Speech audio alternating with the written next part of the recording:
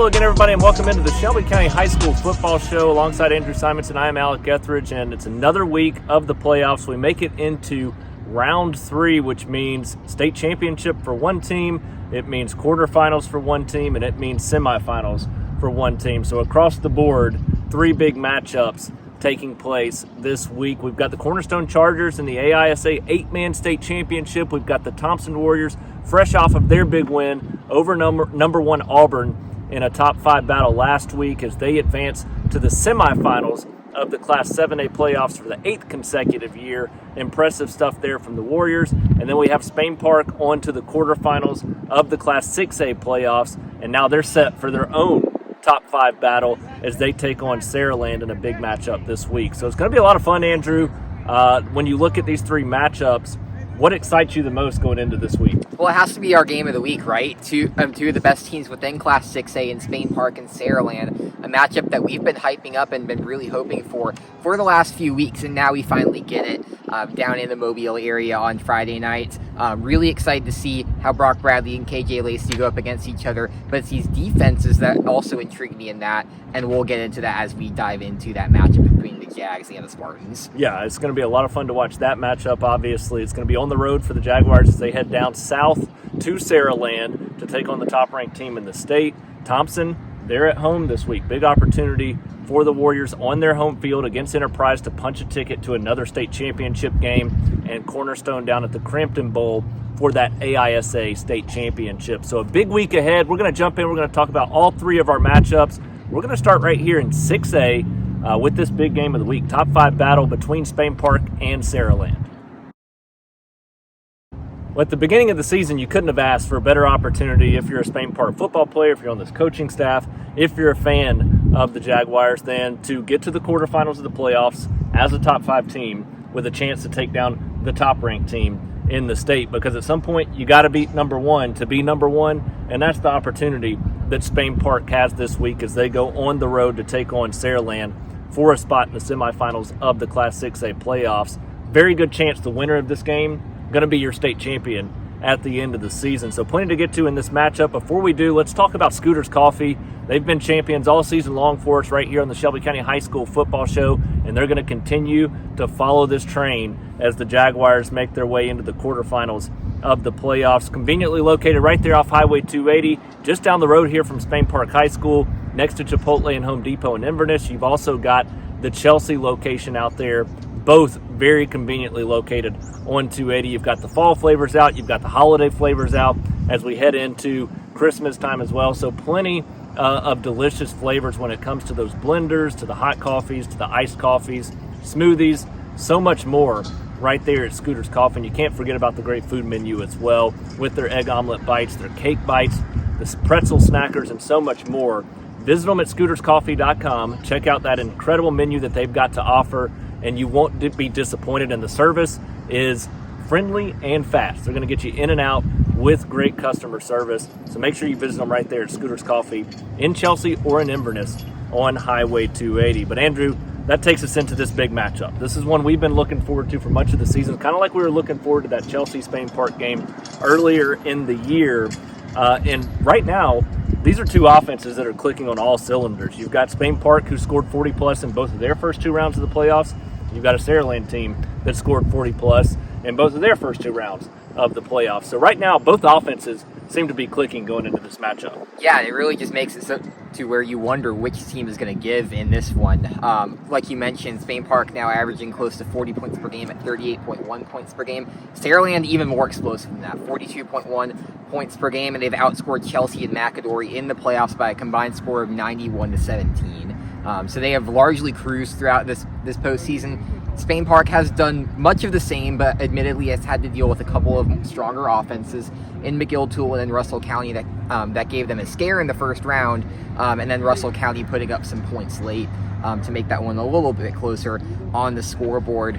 So you really have to look between these 2 teams. They do like to get the ball down the field. Brock Bradley and KJ Lacey, 2 of the best quarterbacks in the entire state. Both have Power 4 futures as well, so it'll be an incredible duel between the 2 of them and the secondaries, because I really do believe that this defense is going to be where it winds up being decided. Saraland's defense has been very strong. They haven't allowed more than 14 points since week 4 against Spanish Fort, and the only teams to score more than 14 were Spanish Fort and a team that's going to probably win the 4A State Championship going away in Jackson. You just look at this team from top to bottom. It has a lot of weapons. But I really do think that Spain Park has the opportunity to make it close. They're just going to need to make some plays, particularly in the pass game on both the secondary side and with their receivers as well, in order to keep pace with this mighty Spartans team. Well, and that's what you brought up, the defense. The defense is the key for me in this one. When you look at how they've played in the first 2 rounds of the playoffs, you mentioned Saraland giving up 17 combined. Meanwhile, Spain Park struggled in the first couple of rounds, and it's really just been that middle portion of the game. They've gotten off to good starts. They finished decent. Last week a little bit more iffy, but that Spain Park defense just hasn't been as good as what we saw over a consistent stretch of the season. A big reason they're averaging just 17.4 points per game that they've given up on the defensive side. They've played well at times there defensively, but against those good opponents, you look at Hoover early in the season, defense struggled. The last couple of weeks in the playoffs, in big moments, the defense has struggled, but they've stepped up when they needed to step up and make plays. They showed that against Hoover earlier in the season, even in a high-scoring game. They showed that in round 1, late in the fourth quarter, with some big sacks that made the difference and were able to help them come back and pull away late in that game. And then last week, a big fumble that they forced out of the end zone as Russell County was going in for a score, and that kind of flipped momentum a little bit for the Jags as well, as they were able to create some separation there. So the defense has struggled at times, but they've been able to step up when it matters. Exactly, and I think as a fan of, frankly, any team, in my opinion, I think you can forgive a little bit of points as long as you end up scoring more than your opponents. Yeah, exactly. And the offense is able to outpace the other side in pretty much all of the games. I mean, frankly, all of the games as Spain Park is 12-0. But you also look at what this defense is able to do. They're able to lock in late and be able to show up when they need to. We saw that a couple weeks ago against McGill. We hadn't seen that for a few weeks because, frankly, that was their biggest test since James Clemens in the midseason non-region week as well. So it'll be interesting to see how they stand up against the Saraland team, simply because it is the strongest test that they're going to face all season. I'll even put them above Hoover, to be honest. Yeah, well, and a big reason that Spain Park's had the success they've had offensively, especially the last 2 weeks, we all knew coming into the season the run game was going to be big. Got off to kind of a slow start early in the season. It was really Brock Bradley in the passing game that shined early in the season. But the last few weeks, Dakari Shanks and CJ Cowley, what they've been able to do running the football, give all credit to the offensive line too, and stepping up and creating some holes for those guys to get some space in. But they're running with a different attitude right now when you look at what those 2 guys have been able to do these last couple of weeks. I believe north of 538 yards, if I remember correctly, combined just on the ground between those 2 guys in the first 2 rounds of the playoffs. So they're running the football well. You put that in there with the ability of Bradley to find open receivers, Corey Barber separating himself as a go-to target in the state this year. This offense can be dynamic, and it's the kind of offense that can give the Saraland defense trouble that it hadn't had most of the year. Absolutely, and all of this talk about Saraland being strong is no way in discounting Spain Park. They're one of the top teams in the state for a reason. The reason why this is as strong of a matchup, and the one that everybody's looking forward to, is because of what Spain Park has done this season. And I think they're going to show themselves well in this matchup and really prove to the rest of the state that they are one of the top teams within the classification, and they deserve to be here in this stage. Even though they haven't been in the playoffs for quite some time, now they're starting to make some noise. But I really do believe that this Saraland team just maybe has an inch more, both on the offensive and defensive side, that's probably going to decide this. I do think that Spain Park is going to keep pace. It's going to probably be a 1-score game. It's probably going to be an incredible showdown between these 2 teams that will go down to the wire. And while we haven't exactly seen Saraland performing close games down the stretch solely because they've won so many games going away, I do think that at the end of the day, they will probably wind up getting the edge, just making a couple bigger plays and getting a couple of stops to decide this one. It's really going to be the fine margins that decide this one, and it would not shock me whatsoever if Spain Park walks away with a victory. Yeah, and this is a team in Spain Park and a team in Saraland. Both have played Chelsea. Both played Chelsea similarly, especially on the defensive side, but also on the offensive side and what they were able to do successfully there. I think it's going to be a 10-point game or less, possibly 14 or less, but it's going to be a 1 or 2 score game. And one thing that gives me hope for Spain Park in this game is that they found ways to make plays when it matters most on both sides of the ball. And so that's a big positive for them. They've shown it against the best teams that they can make those plays. Now they're going to have to do it against literally the best team to be able to walk away with the win and advance to the semifinals. I do think it's a tall task to be able to ask everything to come together perfectly in this matchup, but I ultimately think Spain Park makes this an entertaining game. That offense is way too talented. There's too much to guard at the high school level, which is very difficult to do when you look at defensive design and what you're trying to do against offenses. When you've got multiple guys out there, that makes it tough. When you're having to guard 2 running backs, 2 or 3 receivers, it ultimately is a tall task. And I think that could be a big difference maker in this game when you look at what Spain Park's going to do on both sides of the ball, but in particular offensively. That keeps them in it, but Saraland's the favorite to win a state championship for a reason. They've been number 1 all season for a reason, and this is just a long road trip south for Spain Park to go in and pick up a win. Will they be in it? Yes. Can they win? I don't know. And for that reason, I have to go with the top-ranked team in the state right now. But I expect it to be a good one. I expect Spain Park to give this Saraland defense the biggest test they've seen all season. And like I said at the beginning of the segment, that's all you can ask for going into a matchup like this, is that you've got a chance against the number 1 team in the state in the second half of the game in the quarterfinals of the playoffs. We saw Thompson do it last week. We doubted them.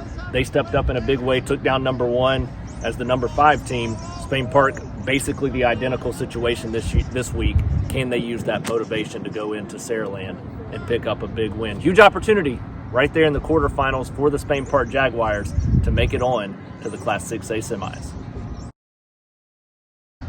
Well, they did it again, Andrew. The Thompson Warriors were doubted by both of us. They were doubted by a lot of other people. We'll be the ones that take the brunt of it, I'm sure. I saw it on social media a little bit going into the game. Obviously, that same night, they knew they were doubted, and they stepped up in the biggest game of the year, as they have done so many times. They take down number 1 Auburn, and they did so convincingly. That final score, not quite as it made it look a little bit closer at 34-21 than that game probably was most of the night.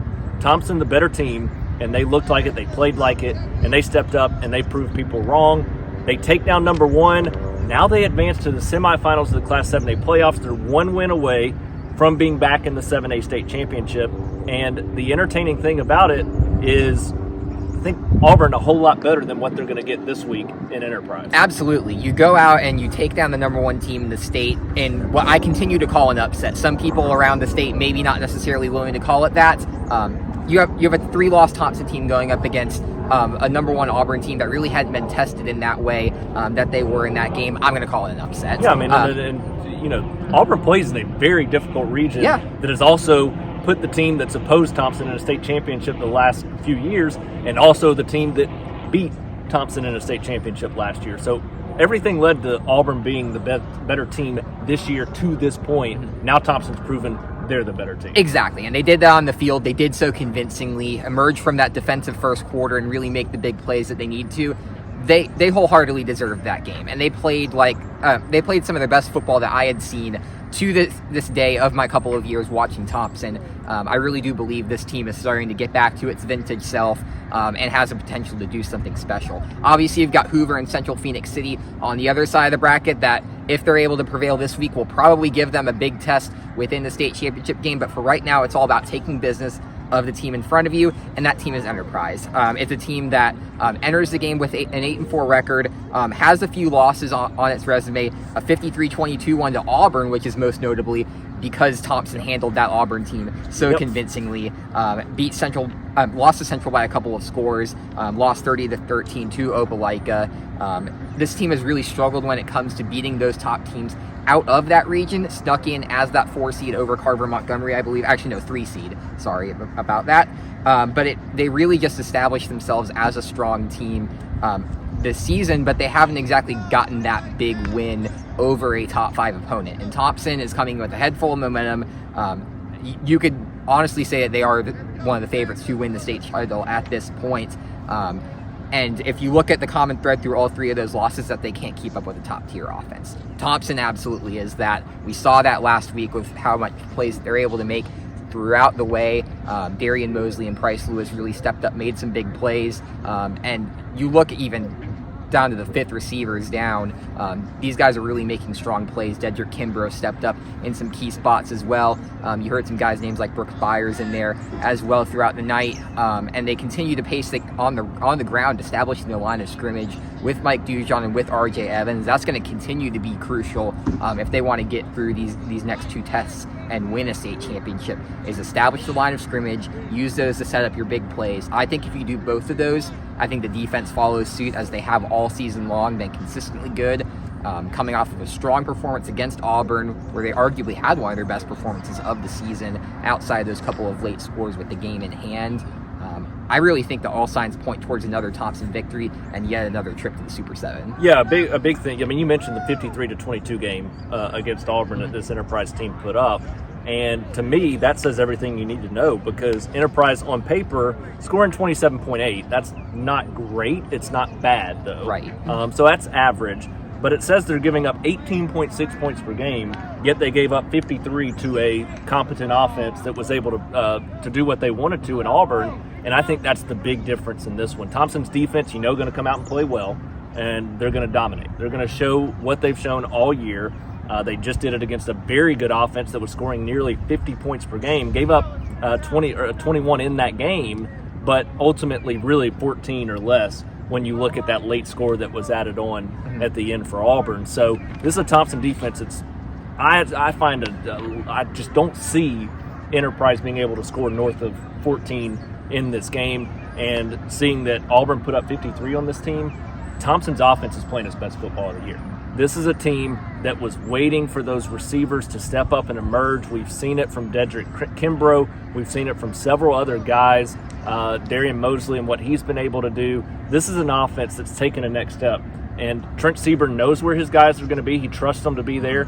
And the receivers now know where they need to be to get the ball from him. And it's making a huge difference. You pair that with Mike Dujon, RJ Evans running the football, an offensive line that's gained experience and is better than when they started the season. This is an offense that's clicking, and that's what makes them a state championship team this year. The offense has improved and gotten better and better and better each and every week, to pair with a defense that honestly didn't have to improve each and every week. It's been dominant all year, so now you've got both sides of the ball clicking on all cylinders at the right time of the year, as Thompson typically does. I agree. I think Thompson's a far better team here. The only thing that can get them is up here. They got to stay mentally focused, mentally sharp. They get an extra week of preparation after this before the state championship on Wednesday, December 4th. So there's no reason not to go all out, be prepared for this game.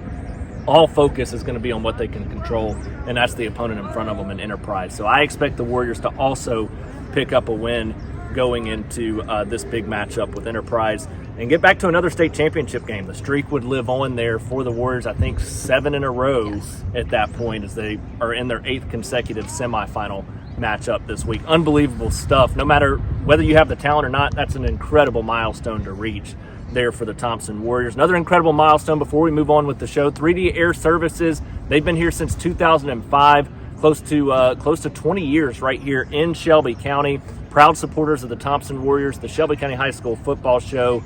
3D Air Services, as we start to hit that cool down. It's going to happen this week. Got a cold front coming through almost right after we finish the show today. It's going to cool down this week. That heater's going to be turned on sooner rather than later. If you run into any issues with it, if you just want to get it tuned up, make sure to give the guys at 3D Air Services a call, 205-664-3501, 205-664-3501, 3dairservices.com for all of your HVAC needs. Jay Carr and his certified team going to take great care of you. Thompson Warriors hope to take great care of their fans as well this week as they host Enterprise in the semifinals of the Class 7A playoffs. 2 picks for the Thompson Warriors. Unlike last week going against them, I think they still got plenty of motivation, though, to prove they're a state championship team this year. We'll see how it unfolds there at Warrior Stadium on Friday night. For the second year in a row, the Cornerstone Chargers headed to the AISA 8-man state championship game. The Chargers take down Evangel Montgomery last week, now Thursday this week at noon in the Crampton Bowl. Another big setting for them for the second year in a row as they take on Macon East for the 8-man state championship. big opportunity, Andrew, for James Lee and his crew there at Cornerstone. Absolutely, and they got a matchup with a team that posted the biggest amount of points that they have on them all season in Macon East. That regular season game was an 88-62 win for the Chargers, forced them to score school record points just to be able to get away with that victory and get to this point where they're now 11-0 and playing for a second straight state championship. I got to watch them for the first time this season last week against Evangel Montgomery, and it was a little bit of a slow start, had some difficulties dealing with Evangel's quarterback, very strong player. As Coach Lee and I agreed post-game, he'll definitely be one to watch going forward as he's just a sophomore. But once Zeke Adams was able to hit open field, it was really game over, and the defense did a great job of locking in within both the pass game and then dialing up that pressure as that game went on. Evangel scoring a lot late to make it closer and keep everybody in there longer than we all probably wanted to be, but the fact remains that Cornerstone is back in the state championship and now has a chance to send off this talented senior class with a second straight title, and I think they're going to be motivated coming into this one. I feel like they look at that Macon East game as that one big flaw on the season. Granted, they are 11-0, but that and the Evangel Montgomery game were the two games where they had the biggest chances of not getting that undefeated record. They take care of business against Evangel Montgomery. Now they're looking to do what they did against Evangel Montgomery and what they did against Springwood last year in the state championship game, and that's improve on a rematch. And I think that this team is well poised to do so. I think the defense is going to come in incredibly motivated, and that's going to be their focus coming into this week, is how can we prevent Macon East from scoring over 60 points on us like they did earlier in the regular season. And I think if they're able to do that and reverse that poor performance, I think that this offense is definitely clicking at the right time,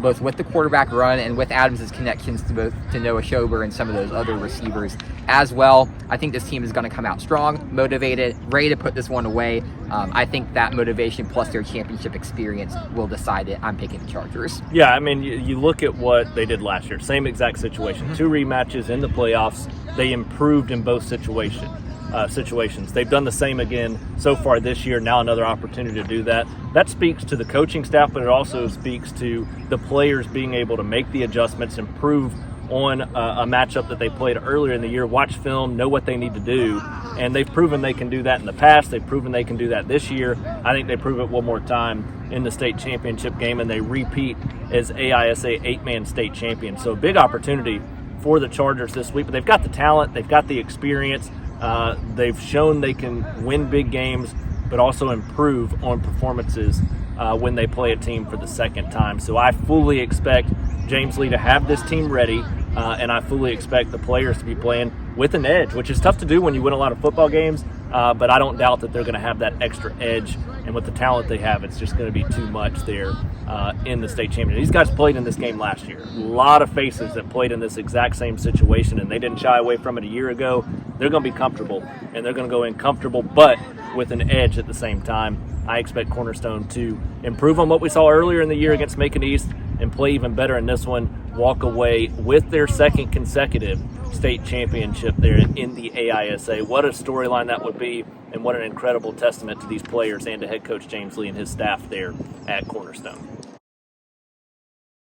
That takes us to our SCR Stars of the Week segment. Not a long list this week, but a very good list of star players who helped their teams advance on in the playoffs at both Spain Park and Thompson. Before we jump in and talk about it, we got to talk about another star, as we do every week, Bertoloni's, right there in Calera off of Interstate 65, one of the best Italian restaurants in the state of Alabama. Bertoloni's, a remarkable place. Voted Shelby Living's best date night pizza restaurant and upscale restaurant right here in Shelby County. You want to make sure to visit them for both their pizza, their Italian cuisine, chicken parmesan, spaghetti meatballs, whatever it may be, they're going to take care of you.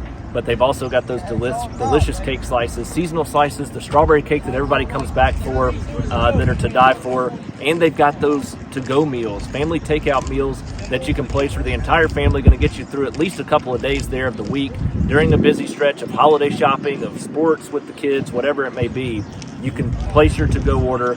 Give them a call, 205-664-8780, 205-664-8780, or Bertolonis.com, their brand new website. Check out all of the great menu items, place those to-go orders, or set your reservation. Get there at Bertoloni's.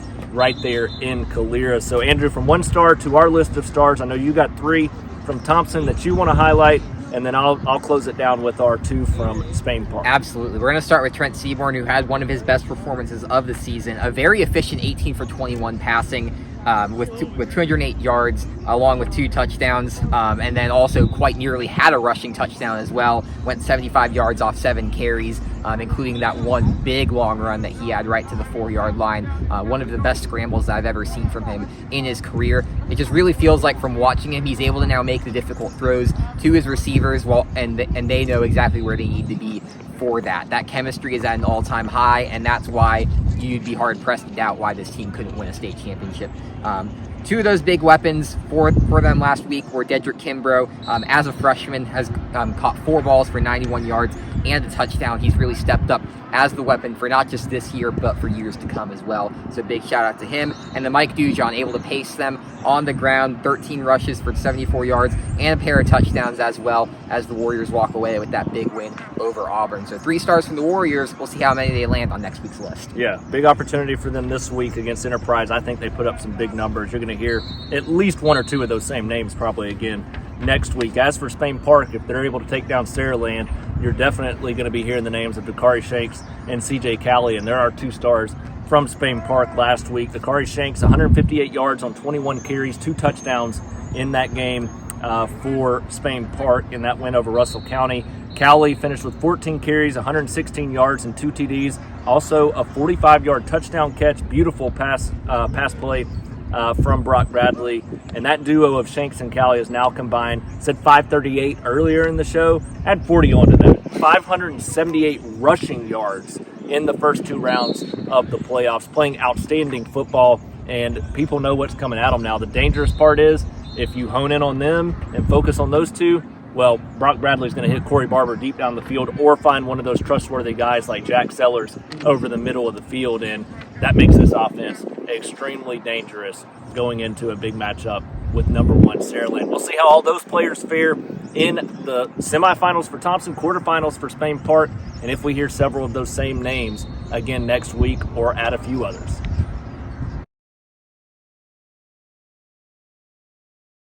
That brings us to the end of this week's Shelby County High School football show, another playoff edition. Andrew, 3 big matchups. What are you looking forward to most as we dive into what's going to be another thrilling week, a state championship matchup, a semifinal matchup, and a quarterfinal I want to see how Spain Park performs in the biggest game, quite frankly, of the past decade for them. Really matching up with one of the top teams within Class 6A, what I believe is the second best team within Class 6A, just behind Parker. And I really do believe the Spain Park team is going to show itself very well. And really make a big statement, win or lose, against the Spartans. But if they win, man, what a statement it would be for this program. Yeah, it's going to be a special opportunity for them, a long road trip. They're going to get off the bus. They're going to try to take care of business. They work every single day for these heavyweight fights that they're going to face, like this one against Saraland. The weight room, maxing out in the weight room, hard practices. They just kicked it off behind us. They're going to have a good go this afternoon on a Monday as they prepare for this game. This is what they work toward. It's what all of our teams work for at the end of the day, and I think you're going to see a Spain Park team that comes out and plays that way in this game on Friday night. So a big opportunity for the Jags. The Thompson Warriors, same situation to get back to the state championship of 7A, and Cornerstone for a state championship in the AISA. It's going to be a lot of fun. Andrew's going to have you covered, hopefully from down in Mobile. We're still trying to figure all the coverage out. I'll be out at Thompson this week. It's going to be a lot of fun to watch those 2 games, and we've also got that state championship on Thursday. Stay tuned throughout the week for all of our great coverage. We appreciate you tuning in, and we'll see you later on.